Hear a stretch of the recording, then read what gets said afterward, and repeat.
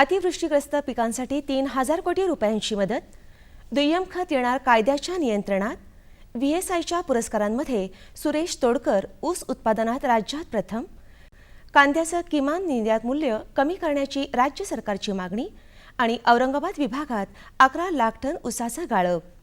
नमस्कार, आता पाहूया सविस्तर वृत्त.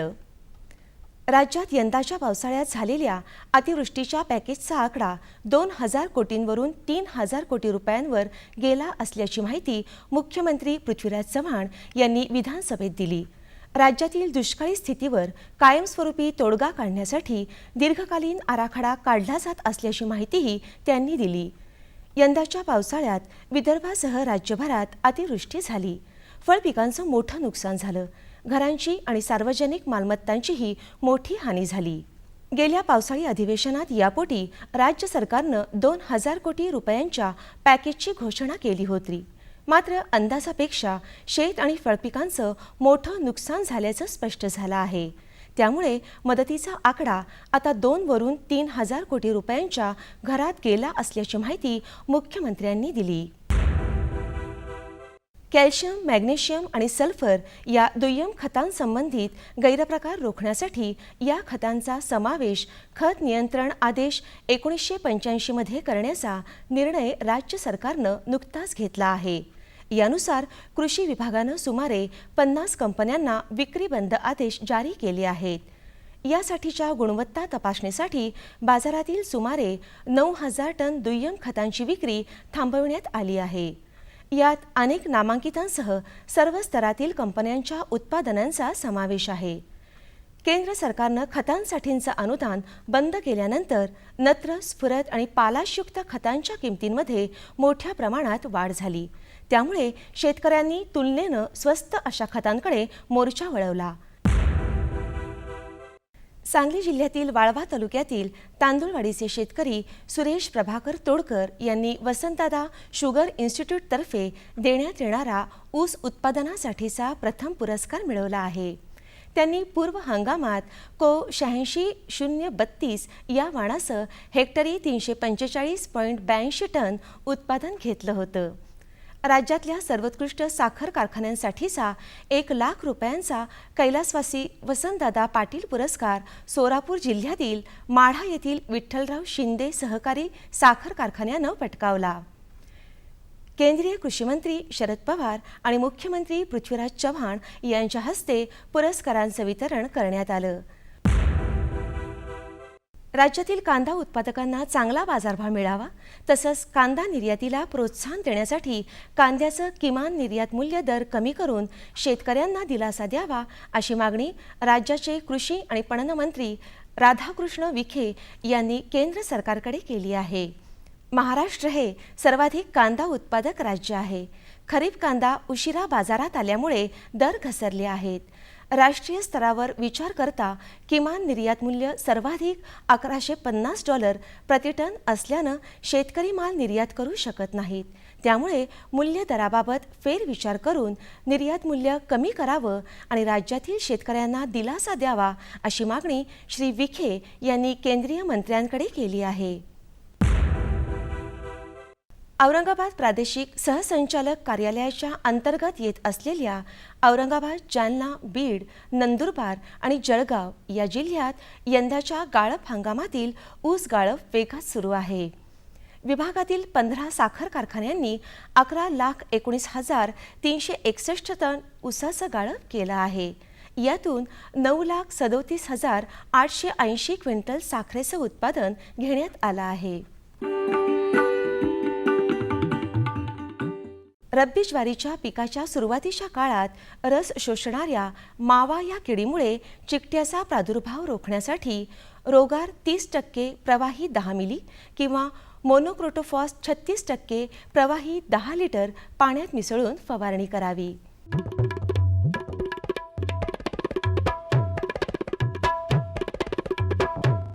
आता बघूया सोलापूर कृषी उत्पन्न बाजार समितीचे काही बाजारभाव प्रति क्विंटलचे. गहू कमाल 2,800 रुपये, किमान 2,200 रुपये प्रति क्विंटल. ज्वारी कमाल 2,100 रुपये, किमान 1,560 रुपये. गूळ कमाल 3,060 रुपये किमान 2,400 रुपये, बोरं कमाल 1,450 रुपये किमान 100 रुपये, डाळिंब कमाल 12,500 रुपये किमान 1,600 रुपये, केळी कमाल 1,000 रुपये किमान 500 रुपये, लिंबू कमाल 1,500 रुपये किमान 120 रुपये, पेरू कमाल 1,800 रुपये किमान 900 रुपये प्रति क्विंटल. कृषी बाजारभाव विषयक अधिक माहितीसाठी www.agmarknet.nic.in किंवा www.msamb.com या संकेतस्थळाला भेट द्या.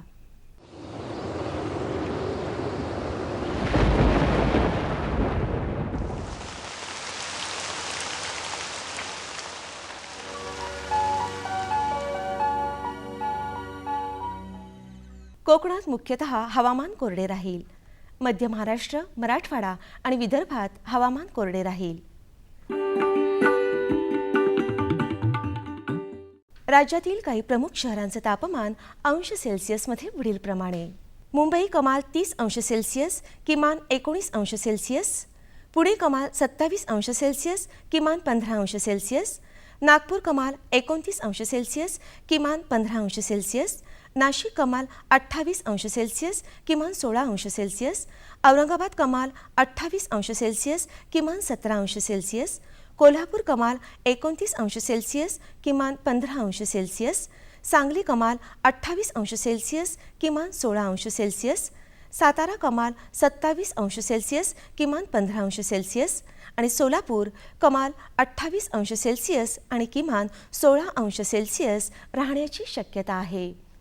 हवामान विषयक अधिक माहितीसाठी भारतीय हवामान विभागाच्या www.imd.gov.in या संकेतस्थळाला भेट द्या. या होत्या आजच्या कृषी वार्ता. पुन्हा भेटूया पुढील भागात. तोपर्यंत नमस्कार.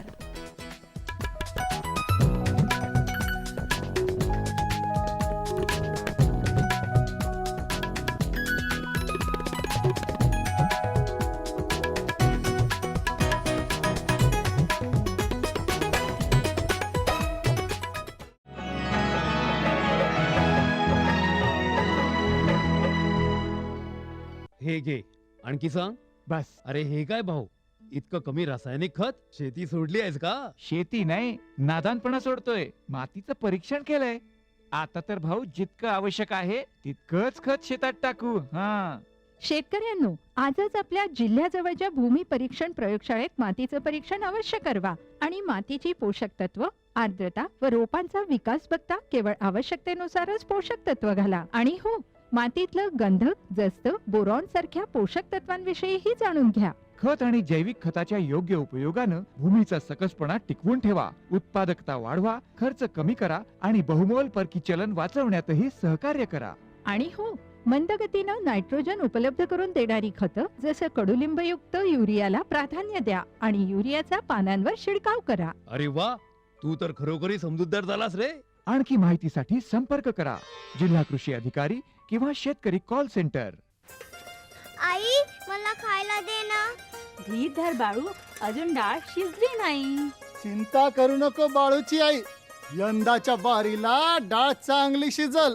म्हणजे व NFSM द्वारे डाळीचं उत्पादन वाढवण्याची पद्धत करण्यासाठी 1,000 भागांची निवड करण्यात आली आणि त्यामध्ये आपल्या भागाचा बी समावेश आहे. त्यांना आमचा काय फायदा हो? आपल्या 5 एकर शेतासाठी लागणारं खत आणि कीटनाशक याशिवाय मिनी किट बी भेटल. पर इतक्या डाळीचं करायचं काय? सरकारनं कडधान्याचं आधारभूत मूल्य खूप वाढवलं आहे आणि त्याच्या खरेदीची पुरी व्यवस्था केली आहे. त्यानं मिळकत बी वाढल. आमचा बाळू एक चांगल्या शाळेत जाऊन शेतीशास्त्रज्ञ बनल.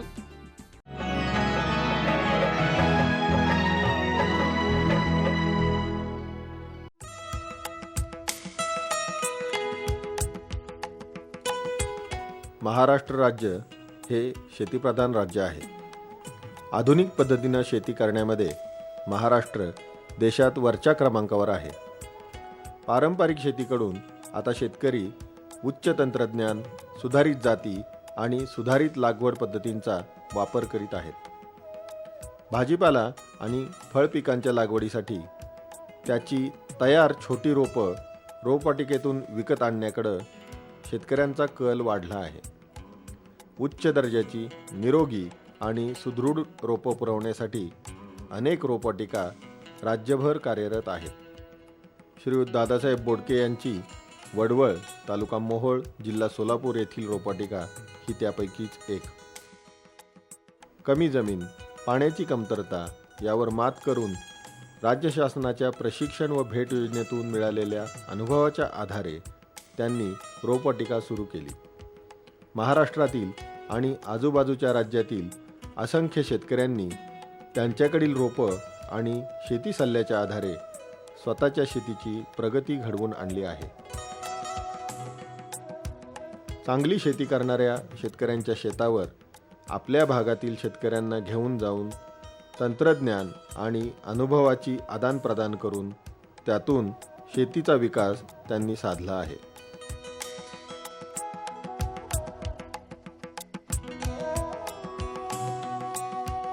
माझं शिक्षण 3री पास झालेलं आहे. त्यावेळेस शिक्षणाचं महत्त्व मला लक्षात आलं नाही, पण शेतीची आवड असल्यामुळं शेतीमध्ये जे काही नवीन नवीन प्रयोग करत गेलो तसतसं ते शेतीची आवड निर्माण झाली. आणि सुरुवातीपासून कृषी विद्यापीठामध्ये नवीन संशोधन काय काय चालू आहे तिथं आम्ही प्रशिक्षण भेट योजना यांच्यामार्फत सहली काढल्या. त्यावेळेस रत्नागिरी, दापोली, वेंगुर्ला, राहुरी विद्यापीठ, परभणी विद्यापीठ, भाटिया नर्सरी इथं भेटी दिल्या. तिथून फळबागेची आवड निर्माण झाली आणि आमचा तालुका त्यातल्या त्यात दुष्काळी असल्यामुळे फळबागेची सुरुवात झाली. आमच्या तालुक्यामध्ये पहिले डाळिंब, बोर, कमी पाण्यावर येणारी पिकं इथून सुरुवात झालेली आहे.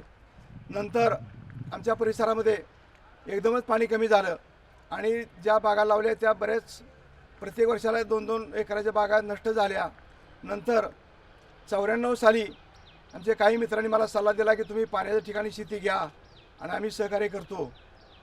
म्हणून मी 94 साली मुक्काम कोळेगाव कंसात वडवळ स्टॉप, तालुका मोहोळ या ठिकाणी 2.5 एकराची सुरुवात केली. त्या सुरुवातीला 2.5 एकरामध्ये लेवल केली, ड्रीप केलं पण पाणी नाही, बोर पाडलं तरी फेल गेलं. नंतर एक 2.5 एकर शेती मिळाली. 5 एकर शेती झाल्यावर आमच्या ते अंबादास देशमुखांची 1/2 एकर शेती घेतली आणि तिथे बोर पाडलं. बोर पाडल्यानंतर त्या बोरला अर्धा इंच पाणी लागलं. तर ते पाणी हौद बांधला 1.5 लाख लिटरचा आणि त्याच्यामध्ये स्टोरेज केलं आणि साधारण 1 नोव्हेंबरला खरबुजाची लागवड केली. आणि खरबूज योगायोगाने 90 दिवसामध्ये साधारण 1 जानेवारी रमजान महिना निघाला आणि ते खरबूज मुंबईला मार्केटिंग केलं. तर त्या खरबुजाला 40 रुपये भाव मिळाला. तरी 90 दिवसामध्ये 5 एकर खरबुजापासून 5.25 लाख रुपये मिळाले.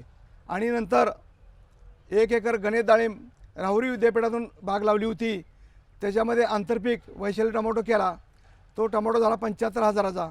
नंतर खरबूज निघालं आणि खरबूजा जागेला तैवान पपई नवीनच आली होती, ते 3 एकर लावली. त्या 3 एकरामध्ये 5.25 लाखाची पपई झाली.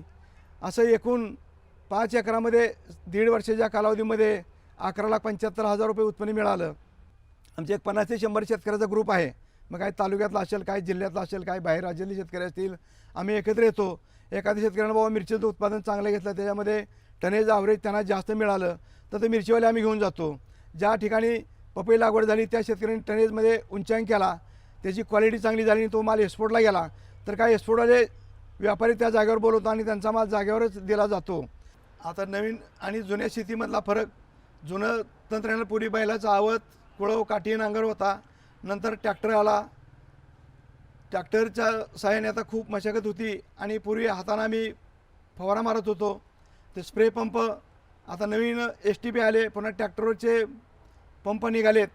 तरी शेतकऱ्यांनी ज्या ज्या पिकाच्या पद्धती आहेत त्या पद्धतीमध्ये बदल करावा. पूर्वी आपण सलग पेरायचो, आता पट्टा पद्धत आली, पुन्हा बेड सिस्टीम आली.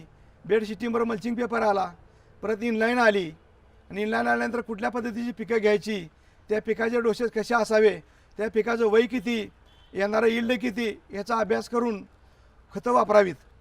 आणि आम्ही जी टेक्निक अवलंबलं आहे ते असं पिकाचं वय, पिकाची क्वालिटी आणि निघणारा कालावधी याचा अभ्यास करून जास्तीत जास्त आम्ही 90% शेणखत वापरतो.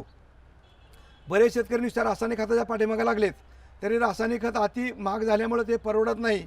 तरी जेणेकरून 90% शेणखताचा वापर आणि 10% रासायनिक खताचा वापर करावा. आम्ही पूर्वी ट्रक भरून 1840 युरिया आणत होतो.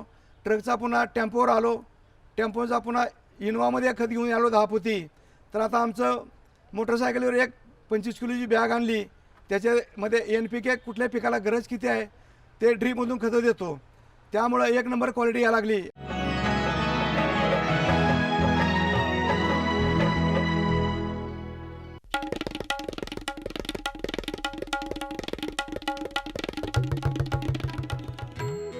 मामी, मी शाळेला जाते बरं. शाळेला?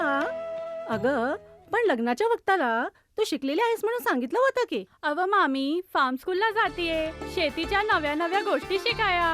तुम्ही बी चला की. फार्म स्कूल, जिथं शेतकऱ्यांना पिकांचा उपज वाढवायच्या सर्व गोष्टी शिकवल्या जातात. जसं मातीच्या पोतानुसार कोणती खतं योग्य आहेत, कोणती बियाणं आणि गरजेनुसार कोणती कीटकनाशकं उत्तम आहेत. खर्च बेताचा, लाभ मोलाचा.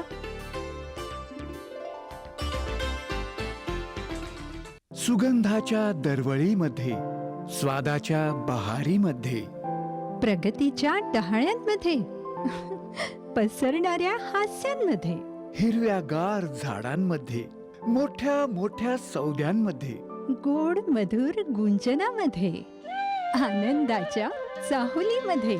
NHM बागवानी मिशन. आमची आकांक्षा आपलं स्मितहास्य.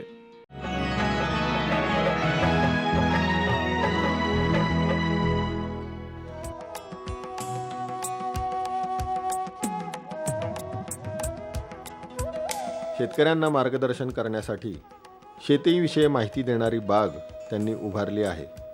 त्यामध्ये विविध शेतीतज्ञ, संतांची वचने, कविता, पारंपरिक आणि आधुनिक तंत्रज्ञानाची अवजारे, पाणलोट विकासाचे मॉडेल इत्यादी असंख्य गोष्टींचा समावेश आहे.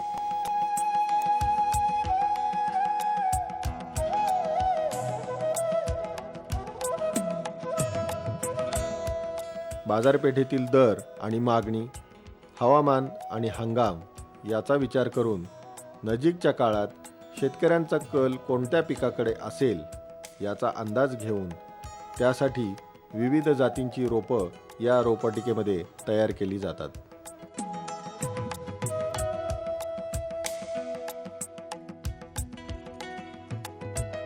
रोपे तयार करण्यामध्ये सुद्धा आता विविध आधुनिक पद्धती आणि तंत्रज्ञानाचा वापर केला जातो.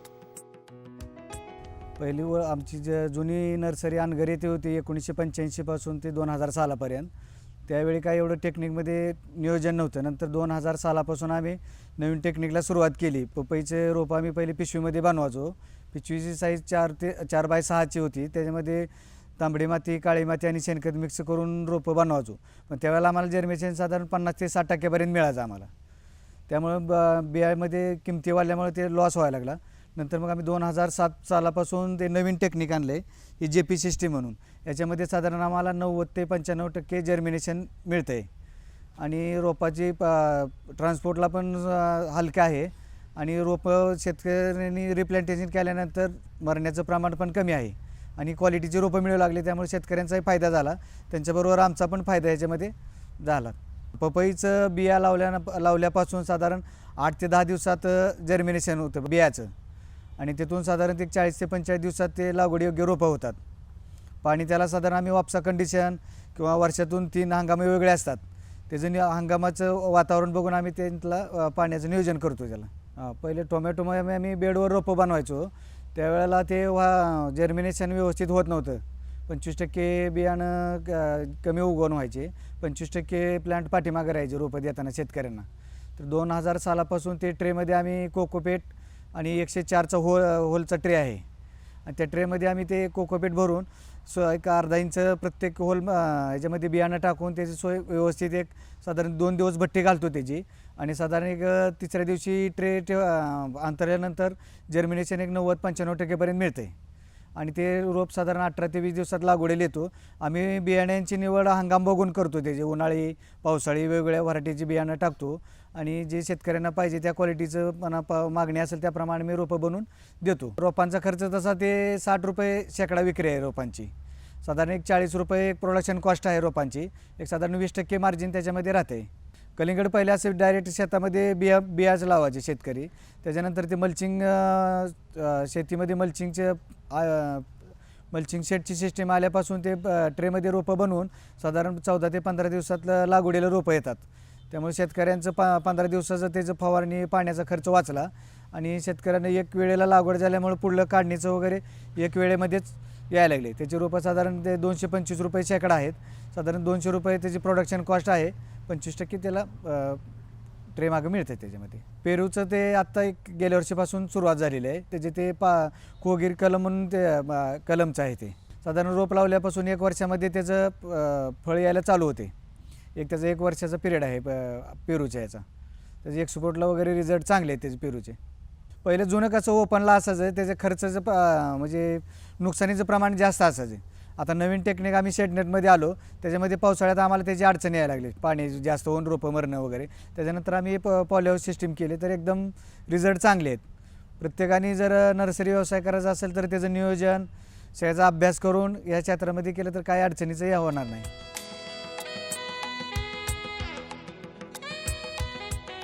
कृषी विद्यापीठामध्ये होणारं संशोधन आणि तयार होणाऱ्या नवीन जातींचा अभ्यास करून त्याचा शेतकऱ्यांमध्ये प्रसार करणं आवश्यक आहे.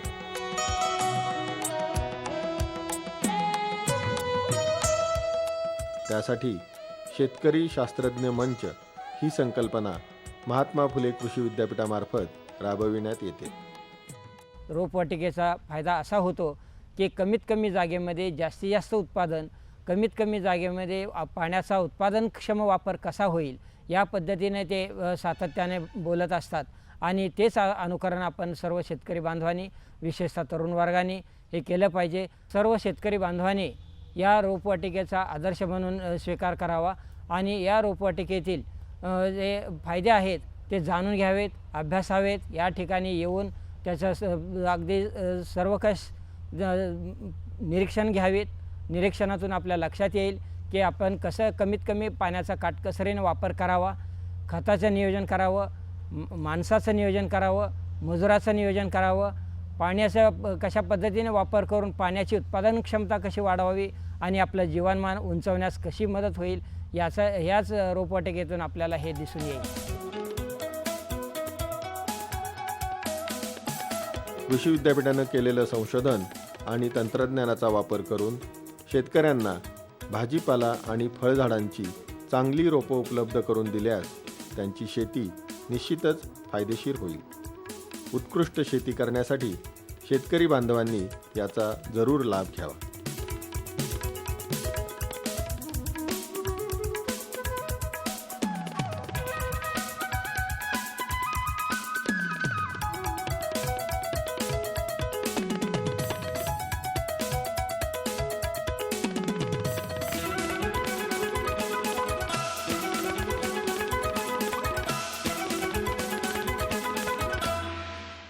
आमचा पत्ता निर्माता कृषी दर्शन दूरदर्शन केंद्र पुणे. आमचे ईमेल ID असे आहे ddkpuneKrishi@hotmail.com आणि ddkpuneKrishi@rediffmail.com.